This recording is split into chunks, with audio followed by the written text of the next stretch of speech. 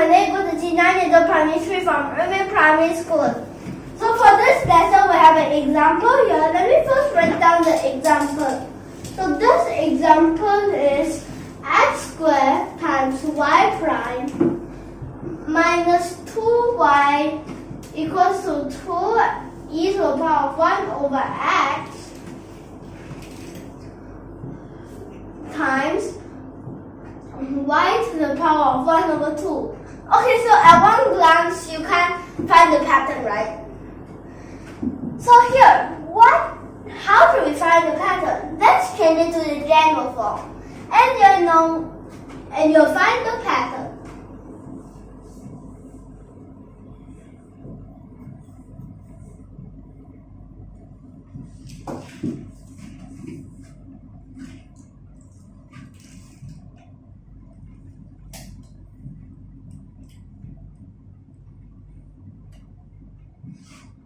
Okay, have you noticed the pattern now?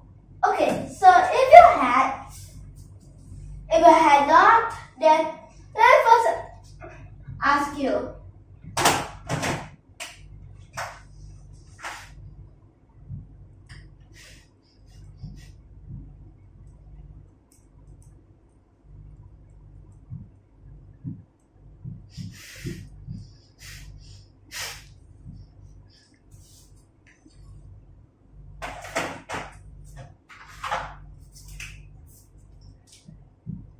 Okay, so do not this one.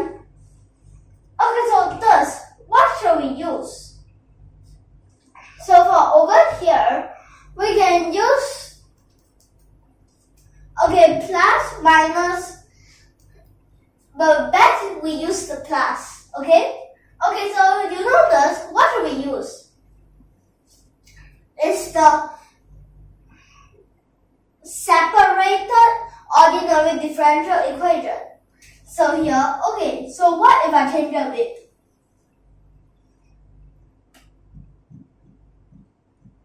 Have you noticed this? Wait, first let me just tell you, the one before that whereas, this is a 0, what form is it? Okay, first, it's a first order, linear, homogeneous, ordinary differential equation. That's why we can use separated ordinary differential equation. Okay, so now change. What form is this?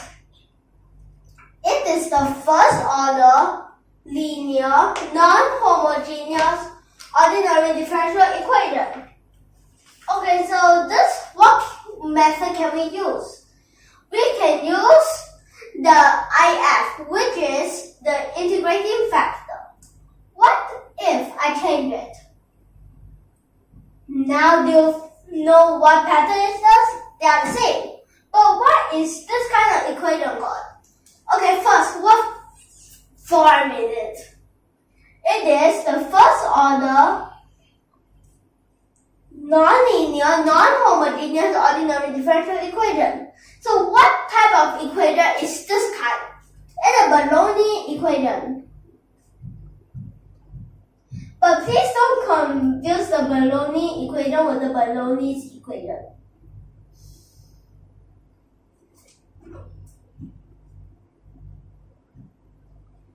Although both are Bologna,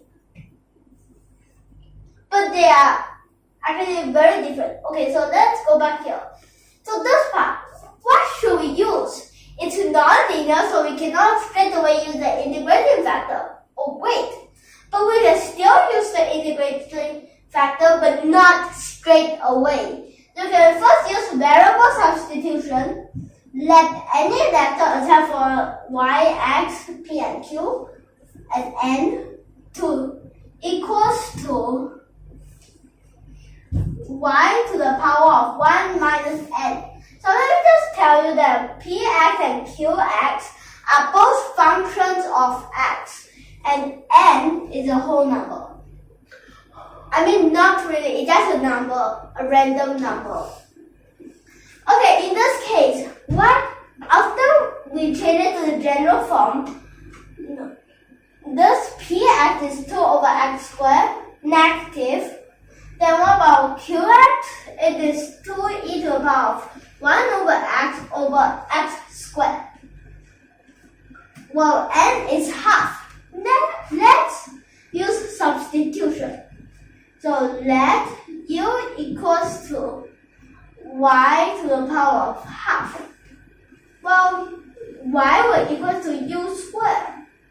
Then y prime will equals to 2u times u prime, like this. Then what should we do? Okay, so here we can sub it in.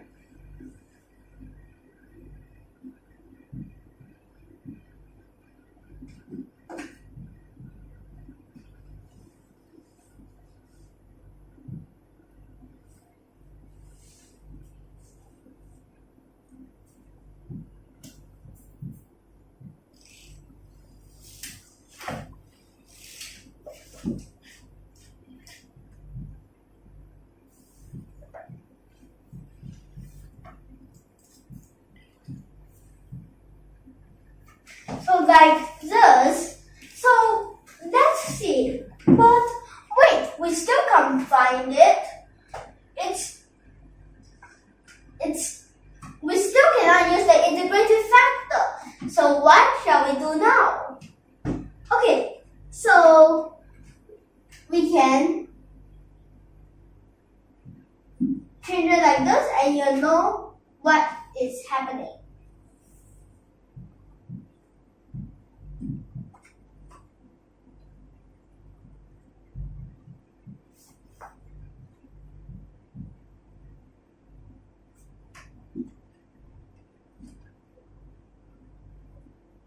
So like this, then now we can use the integrating factor. So what does the integrating factor equals to? Okay, so the integrating factor equals to, let's see, e to the power of negative integral x squared 1 over x squared dx. So how should we solve this? First things first, we have to integrate this part.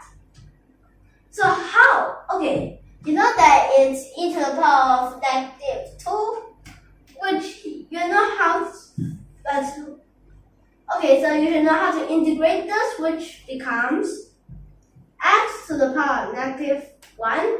But since we already write 1 over, so 1 over x is a power of 1 over x. Then, here, how do we continue? Times it in.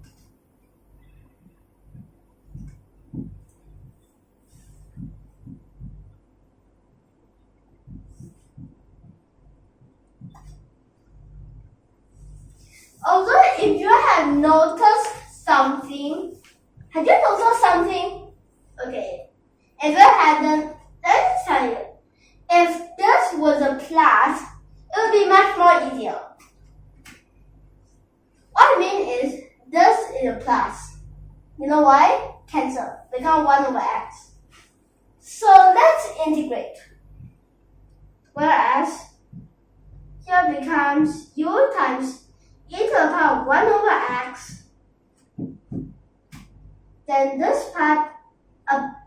So that's why when this is a plus, it's more easy. So here, what will it be like? Kind of complicated, but actually not complicated. It's not. Wait a second. Oh, okay. Like this, then how should we continue? Okay, so when we integrate, it will become like this, which equals to this part. Let's see. If we move this to this part, means that this becomes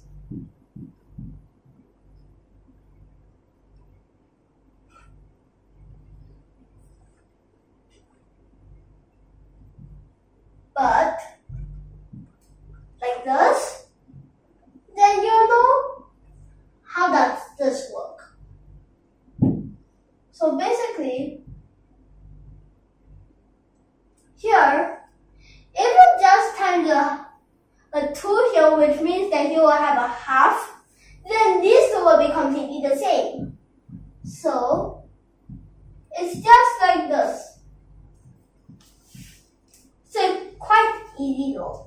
Okay, so let's continue. So this part, let's move that to the other side while I was standing back.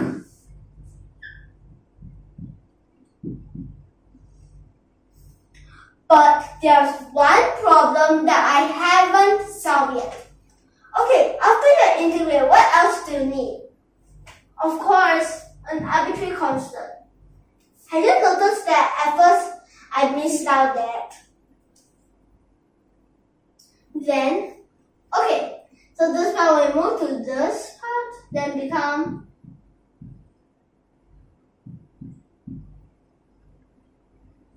minus.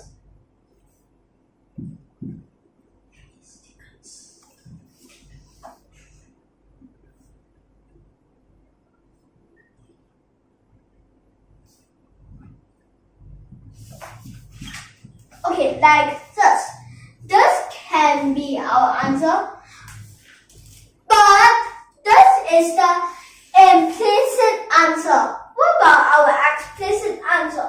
What will it be? This square root of square. You don't have to really go and calculate it out what this square, this square, this square. You can just bracket them together to make it simpler. But it's also okay if you just square one by one.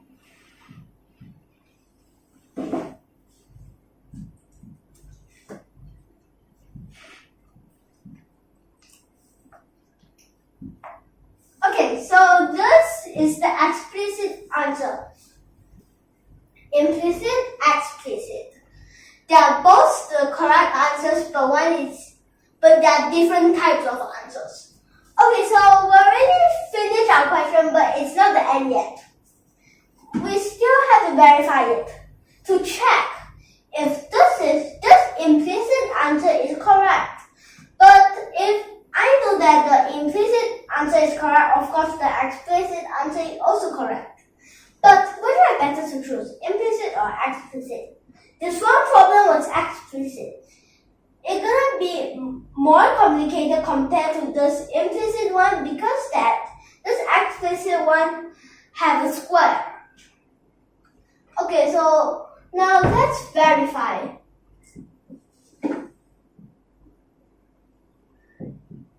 Okay, so let's see.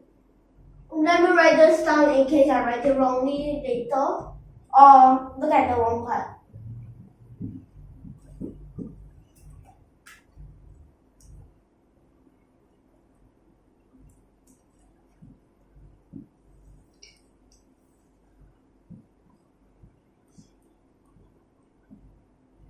Okay, so let's differentiate.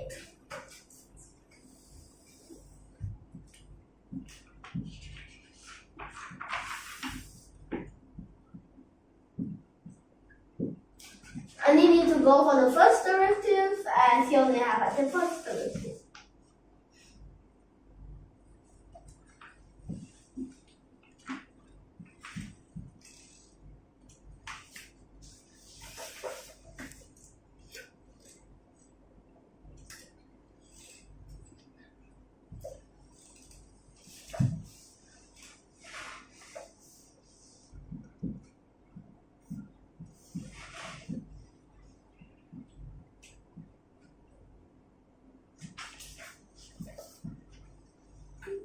Wait. If I have noticed one thing, then okay, so this part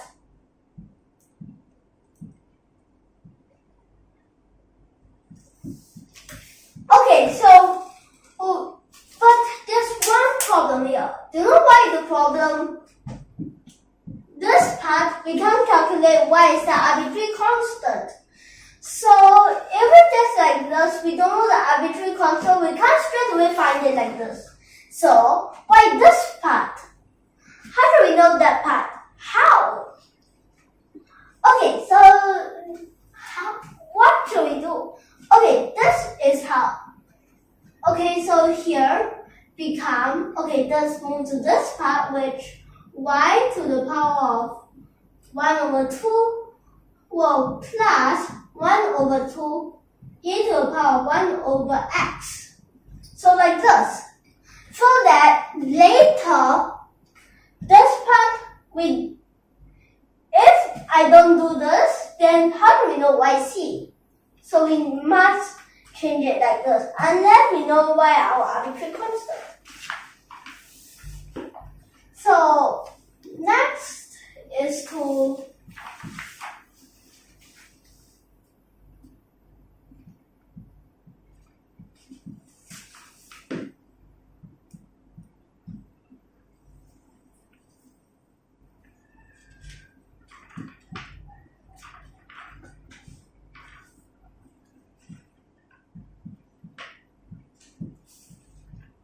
But wait a second, I just noticed one thing. This part, if I don't look at this, it's the same thing. So why don't we combine it? Since after differentiation, these two will still be the same thing. So here don't have a half. Just like this. Then we move this part to the other side while taking this x squared here.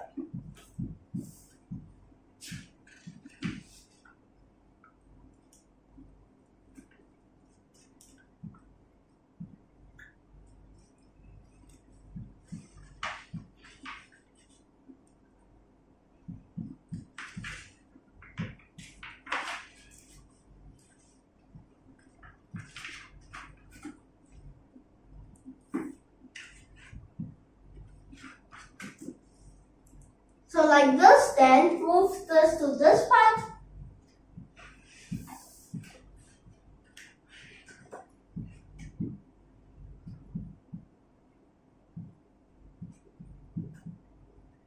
And yeah, this is correct. This answer is correct. Okay? So for here, since these two are the same, but if you write them in separated parts like this without the two parts, you straight away know that you can combine them. And they're the same, so the answer is correct. So now we'll end here for this lesson. Next time, we'll go on with other examples. And now, we'll end here. And thank you for your watching.